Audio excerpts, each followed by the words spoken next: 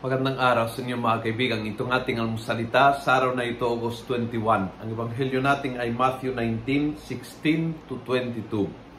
Itong ebanghelyo ng lalaki na lumapit kay Jesus at nagtanong, Master, what good work must I do to receive eternal life? At alam natin ang sagot ni Jesus is, tuptin mo ang mga utos ng Diyos. Gawin mo ang mga utos ng Diyos.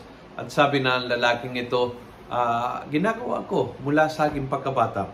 Ang sagot ni Jesus is, if you wish to be perfect, go, sell all that you possess, and give the money to the poor, and you will become the owner of a treasure in heaven. Then, come back and follow me.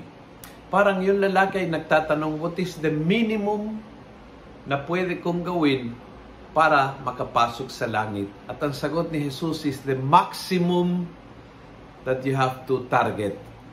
Taasan mo yung target. Yung target bilang Kristiyano, hindi pwede yung minimum. Hindi pwede yung nagsimba lang ako linggo-linggo, wala akong nagnakaw, wala akong nasagasaan na tao, ayos na ako. That's the minimum. Sobrang minimum yan.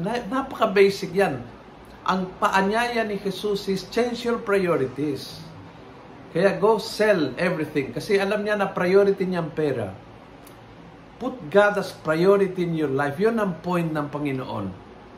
Kapag ang Panginoon ay ang pinakamataas na prioridad ng buhay mo, then hindi mo hahanapin kung anong minimum required para makapasok sa langit, kundi kung ano ang maximum na kaya kong gawin para kay Lord. Ano pa ang pwede kong gawin para kay Lord? Ano pang prayer makakatulong sa akin? Ano pang charity ay makakatulong sa mga mahirap na kilala ko?